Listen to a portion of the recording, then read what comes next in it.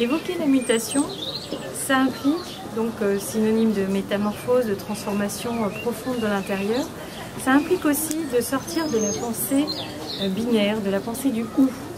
C'est-à-dire qu'on est dans un monde dont on a dit qu'il était complexe, qu'il était globalisé, ce qui veut dire qu'on est dans une pensée du « et », une conciliation des choses, une compréhension qu'un événement n'a pas une seule causalité, que dès l'instant que quelque chose se passe, comme l'actualité l'a montré, que ce soit avec le nucléaire au Japon ou avec le monde arabe, ou nos élections locales qui montrent de nouvelles tendances et comment on réagit avec ça, on ne peut plus penser une problématique avec une seule discipline, une seule compréhension, une seule cause.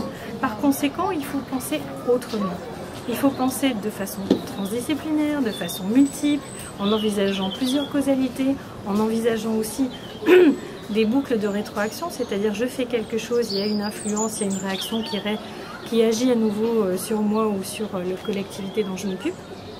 Et par conséquent, ça implique de changer, de sortir de cette logique binaire, de sortir de la dualité, de sortir du clivage, de l'opposition, qui amène automatiquement de la compétition, une compétition qui pourrait être une émulation, certes, mais qui la plupart du temps est perçue comme l'un qui gagne et l'autre qui perd. On se rend compte que dans le monde que nous vivons, pour répondre aux problématiques majeures environnementales, sociétales, on a besoin de solidarité. Ces solidarités ne peuvent être réalisées que si nous sommes dans des attitudes de coopération, qui veut dire de la synergie, qui veut dire d'être ensemble, de faire avec, c'est-à-dire d'être dans le « et ». Et donc cette possibilité est envisageable si nous changeons nos valeurs et si nous sommes sur des valeurs qui engagent vraiment de la coopération et de la fraternité.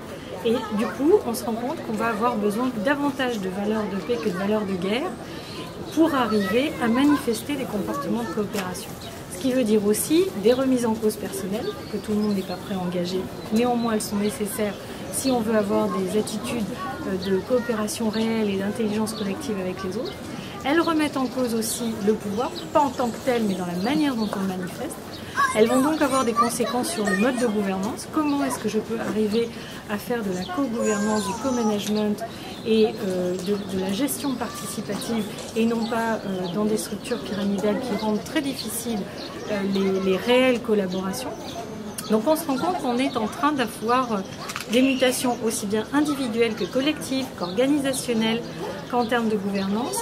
Et c'est un mouvement qui est très profond, qui est poussé par les effets même de la mondialisation, c'est-à-dire l'interconnexion des gens, l'interdépendance des personnes, les communications qui sont aussi instantanées et qui ont une influence immédiate, comme la révolution tunisienne où en quelques contacts et avec la puissance de Facebook, on a vu des choses apparaître qui étaient assez difficiles à imaginer auparavant. Et donc, ces nouveaux comportements reposent sur des nouvelles valeurs et des nouvelles représentations de notre monde, de la manière dont il évolue. Voilà, donc c'est à peu près clair intellectuellement.